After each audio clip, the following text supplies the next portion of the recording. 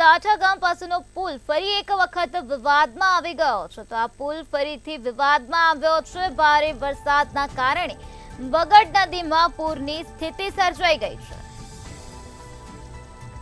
25 થી વધુ ગામને જોડતા પુલનું ગોકળ ગતિએ કામ જોવા મળી રહ્યું છે। ગામના લોકોને અને વાહન ચાલકોને ભારે મુશ્કેલી વેઠવાનો વારો આવ્યો છે। ભાવનગરના આરએનબી વિભાગ હેઠળ નિર્માણ થતો હતો આ પુલ। મહુવાથી આ મહત્વના સમાચાર સામે આવ્યા, જ્યાં દાઠા ગામ પાસેનો પુલ ફરીથી વિવાદમાં આવેલો જોવા મળી રહ્યો છે। ભારે વરસાદના કારણે બગડ નદીમાં પૂરની સ્થિતિનું નિર્માણ થયું છે, ત્યારે પુલ નીચે સેન્ટિંગના સપોર્ટમાં રાખેલ લોખંડ પણ તણાઈ ગયું છે। તો 25 થી વધુ ગામોને જોડતા પુલનું ગોકળ ગતિએ કામ જોવા મળી રહ્યું છે, જેના કારણે સ્થાનિકોને ભારે મુશ્કેલી પડી રહી છે। આ સાથે વાહન ચાલકોને પણ હેરાન પરેશાન થવાનો વારો આવ્યો છે। તો ભાવનગરના આરએનબી વિભાગ હેઠળ પુલનું નિર્માણ થતું હતું।